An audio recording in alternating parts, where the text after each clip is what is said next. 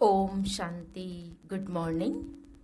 24 जून 2025 आज हमारी मीठी प्यारी मातेश्वरी जगत अम्बा, हमारी मीठी मम्मा का आज 60वां स्मृति दिवस है। तो आज हम सभी सुनेंगे मातेश्वरी जी के मधुर महावाक्य। मातेश्वरी जी के पुण्य स्मृति दिवस पर प्रातः क्लास में सुनाने के लिए मधुर महावाक्य गीत बजा है। मेरा छोटा सा देखो ये संसार है। यह गीत किस समय का गाया हुआ है? क्योंकि इस समय ही हम ब्राह्मण कुल का यह छोटा सा संसार है। यह हमारा कौन सा परिवार है वह नंबरवार बतलाते हैं। हम परमपिता परमात्मा शिव के पोत्रे हैं। ब्रह्मा सरस्वती की मुख संतान है और विष्णु शंकर हमारे ताया जी है और हम आपस में सभी भाई बहन ठहरे। यह है अपना छोटा सा संसार। इनके आगे और संबंध रचा ही नहीं है।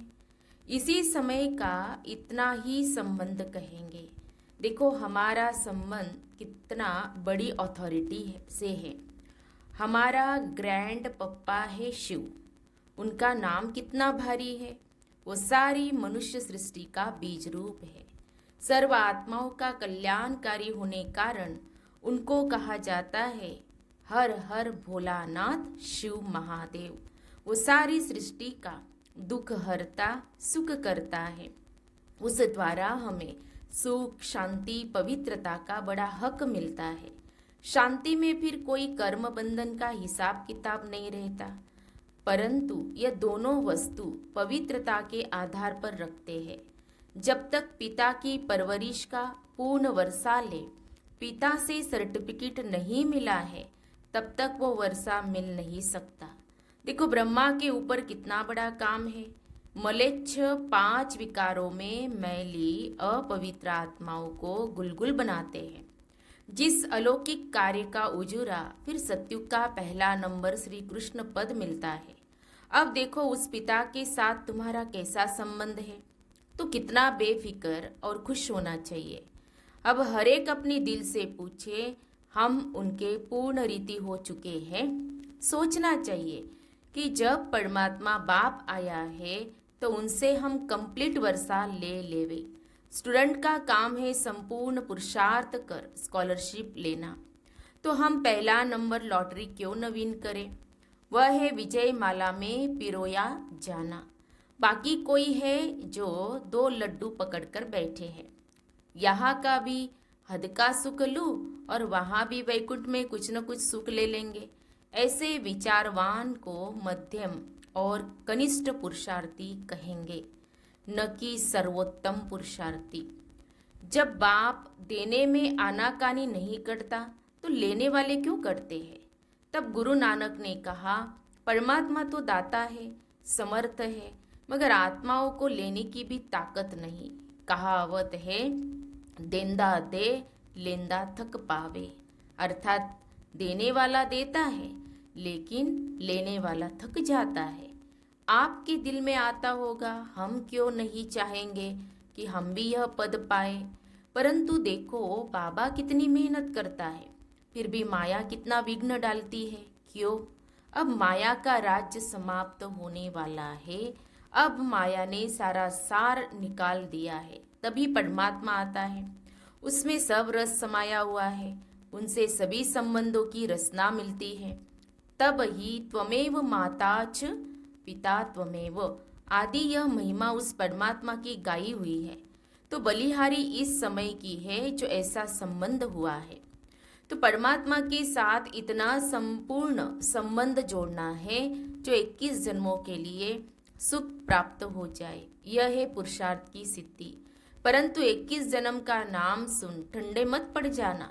ऐसे नहीं सोचना कि 21 जन्मों के लिए इतना इस समय पुरुषार्थ भी करें फिर भी 21 जन्मों के बाद गिरना ही है तो सिद्धि क्या हुई?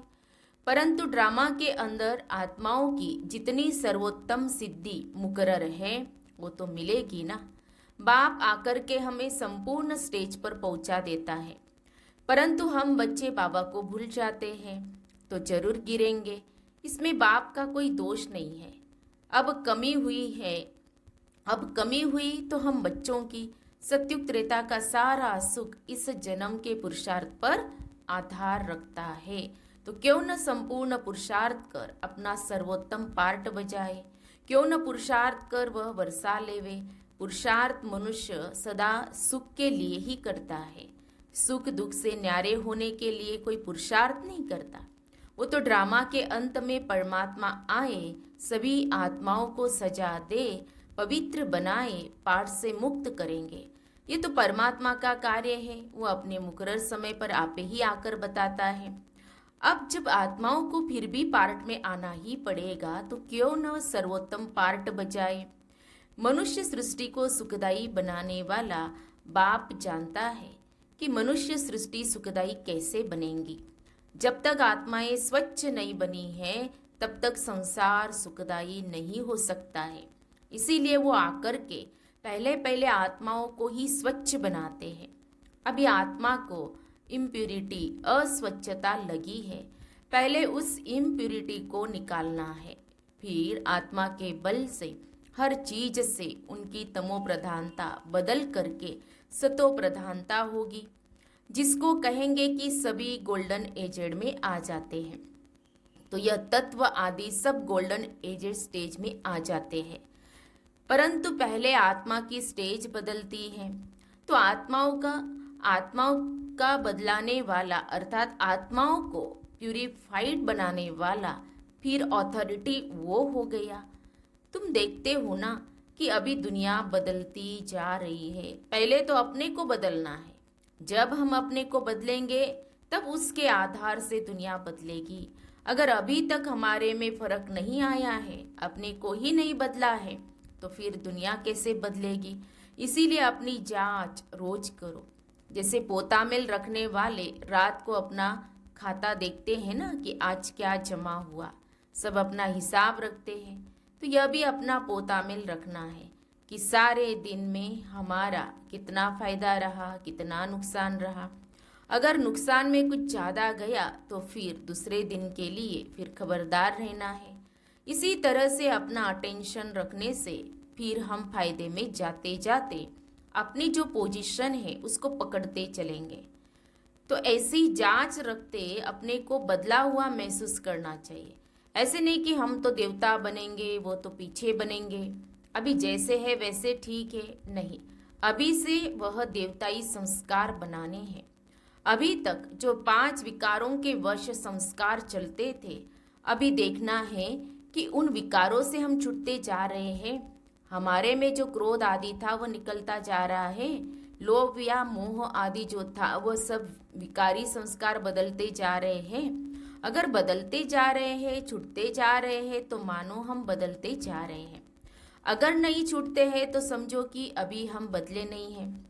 तो बदलने का फर्क महसूस होना चाहिए, अपने में चेंज आनी चाहिए। ऐसे नहीं कि सारा अधीन विकारी खाते में ही चलते रहे, बाकी समझे कि हमने अच्छा कोई दान पुण्य किया, बस नहीं। हमारा जो कर्म का खाता चलता है उसी में हमको संभलना है। हम जो कुछ करते हैं उसमें किसी विकार के वश हो अपना विकर्मी खाता तो नहीं बनाते हैं। इसमें अपने आप को संभालना है, ये सारा पोतामिल रखना है। और सोने से पहले 10-15 मिनट अपने को देखना चाहिए कि सारा दिन हमारा कैसे बीता। कई तो नोट भी करते हैं क्योंकि पिछले पापों का जो सिर पर बोझ है उसे भी मिटाना है। उसके लिए बाप का फरमान है, मुझे याद करो। तो वह भी हमने कितना समय याद में दिया, क्योंकि यह चार्ट रखने से दूसरे दिन के लिए सावधान रहेंगे। ऐसे ही सावधान रहते रहते फिर सावधान हो जाएंगे, फिर हमारे कर्म अच्छे रहते चलेंगे और फिर ऐसा कोई पाप नहीं होगा। तो पापों से ही तो बचना है ना। अच्छा, मीठी माँ का मीठे मीठे बच्चों प्रति याद प्यार और गुड मॉर्निंग। हम बच्चों की तरफ से भी मीठी माँ को बहुत दिल से याद प्यार और गुड मॉर्निंग। फिर है संदेश के तन द्वारा सरस्वती माँ से अव्यक्ति प्रभु का मिलन एवं संवाद। बेटी श्री राधे देखो, तेरे पास कौन आए पधारा है। कितनी बड़ी ताकत तुमसे बातचीत कर रही है। मेरे आने के राज से तुम खुद को भी जान सकती हो। आने वाले की पोजीशन के साथ खुद की पोजीशन अथवा पद को भी जान सकती हो। हे राधे बेटी, तुम मेरा जलवा देखना चाहती हो। मैं चाहूँ तो 1 सेकंड में विनाश करा सकता हूँ, परंतु करता नहीं हूँ, क्योंकि विराट फिल्म अनुसार जो कर्तव्य जिस जिस द्वारा जैसे प्ले होने हैं वह अवश्य प्ले होंगे। अव्यक्त प्रभु अनादि कायदे कानून को जानने वाला ही अनादि कायदों की पहचान आकर देता है। ये सारी सृष्टि का अनादि खेल स्टेज पर प्ले होता है, तो प्रैक्टिकल प्ले होने में समय लगता है। अगर इतने वर्षों का खेल 1 सेकंड में पूरा कर दूं तो बाकी खेल क्या चले। तो जो तकलीफ जैसे जैसे देखनी अथवा सहन करनी है वो वैसे ही उसी अटपटे राज से रिपीट होती है। ये अटपटी रिपीटेशन है जिसको हे प्यारी मम राधे तुम और मैं देख कितना हर्षित होता हूँ। इस विराट ड्रामा के सभी पार्ट टेस्ट लेने वाले बने हुए हैं। इस खेल को चलाने वाला अगर चाहे तो 1 सेकंड में इस ड्रामे को ड्रॉप कर फिर नए सिरे से शुरू कर देवे, परंतु करता नहीं है, क्योंकि ईश्वर को भी इस साधारण रीति से कर्तव्य चलाना पड़ता है। स्वयं सर्वशक्तिवान निराकार ईश्वर साकार में है, परंतु साधारण वेश में। यही तो भूल भुलैया का खेल है, जिसको जो जाने वह जानी जाननहार। बेटी श्री राधे, प्रिय वत्सों को यह सहन करने का मार्ग भी अवश्य तय करना है। यद्यपि मैं चाहूँ तो अपने वत्सों प्रति इसे सहज मार्ग भी बना सकता हूँ, क्योंकि साक्षात्कार कराने की चाबी मेरे हाथ में है। अगर किसी भी धनवान भक्त को किसी देवता का साक्षात्कार करा दूं तो वह अपना सारा धन ले यज्ञ में आए स्वाहा कर दे, क्योंकि ईश्वर तो सभी धनवानों का धनवान है।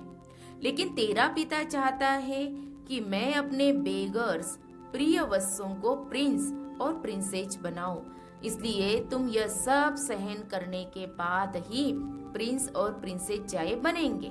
पिता जानता है कि वत्सों को यह सहन करने का मार्ग अवश्य तय करना है, क्योंकि सहन करना यह ईश्वरीय व दैवी गुण है, जिसमें ही खुशी समाई हुई है।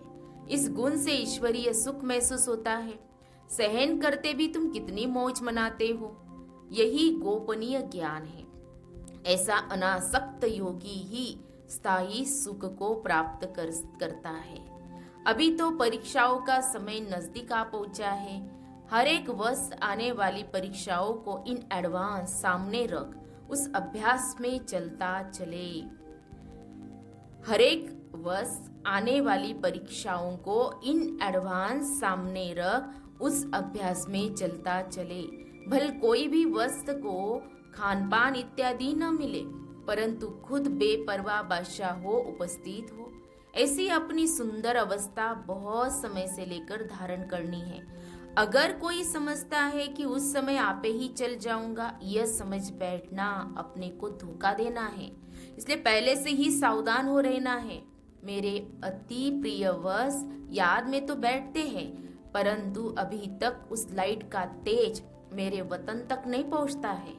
हर एक जब लाइट स्वरूप हो उपस्थित होंगे तो उनके योग का तेज मेरे वतन में आएगा, तब ही उन हरेक की संपूर्ण लाइट उनों में प्रवेश होगी। उस समय ही फिर शक्तियों की महिमा निकलेंगी। तो हरेक को अपने निश्चय में स्थैर्यम रहना है, जो मैं भी अगर उतारूं तो भी उतर न सके। हे शिरोमणि भक्ति, हे शिरोमणि शक्ति राधे, शक्तियों को ज्ञान निष्ठा बल में और मुख से ज्ञान मुरली बजाने में तैयार रहना चाहिए। तुम्हें अपनी एक रस ईश्वरीय दृष्टि से हरेक को निहाल कर अपने मधुर विना से पहचान देनी है कि मैं कौन हूँ और मेरा पिता कौन है। कैसे ब्रह्मा में भगवान प्रत्यक्ष हुआ है, जो इस अंत के समय डेविल वर्ल्ड को खलास कर अपने निज देश डीटी वर्ल्ड में ले जा रहा है। हे राधे बेटी, जब हरेक की अवस्था दीपक की ललाट सदृश स्थैर्यम रहेगी, तब सूक्ष्म अंत प्रेरणाओं को पकड़कर अपना कार्य संपूर्ण रीति से सिद्ध कर सकेंगे। तो जितनी ज्ञान अनुसार अवस्था होगी उतना ही प्रेरणाओं को पकड़ सकेंगे। जितना उस अवस्था में लगातार रहेंगे उतना संपूर्ण प्रेरणाएं टच हो सकेंगी। ओहो बेटी राधे, मेरा स्वरूप तो देखो।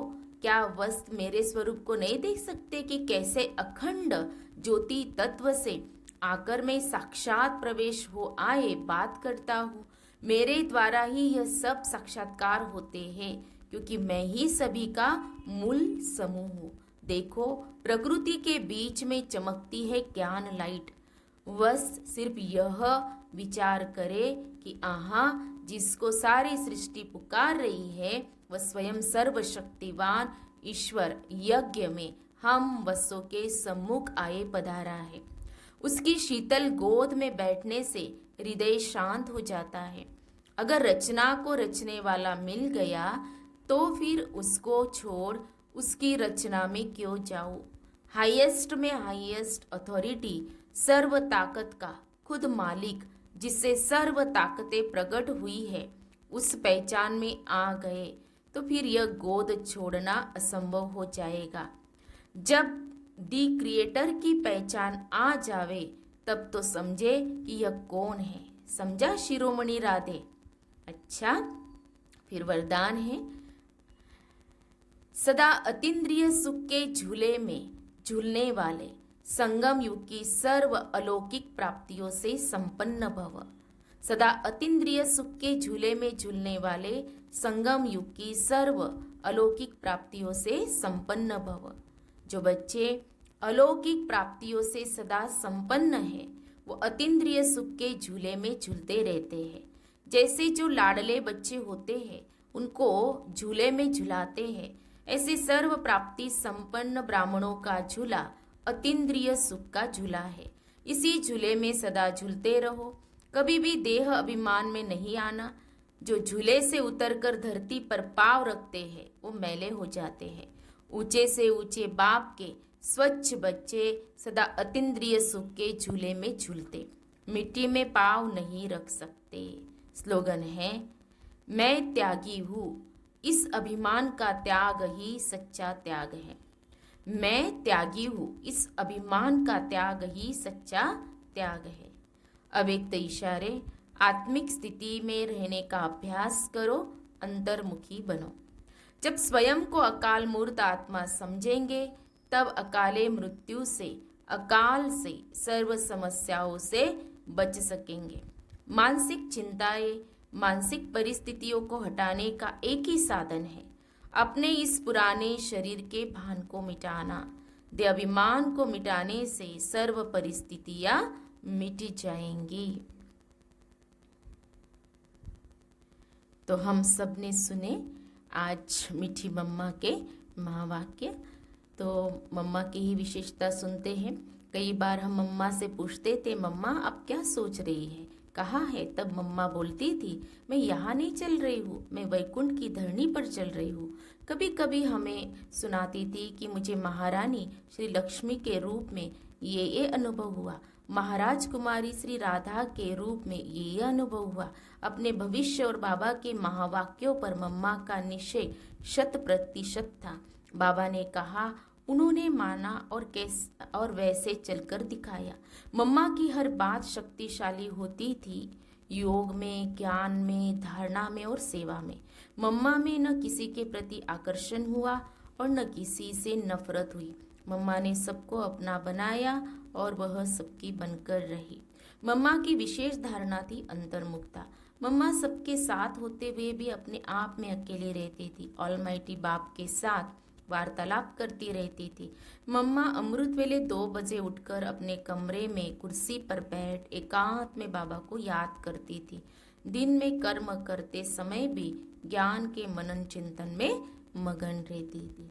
तो ऐसी हमारी मीठी मम्मा को आज के दिन हम मम्मा की विशेषताओं को, गुणों को धारण जब करेंगे तो यही हमारी मम्मा के प्रति सच्ची श्रद्धांजलि और श्रद्धा सुमन होंगे। आज के इस स्मृति दिवस पर। च ओम शांति।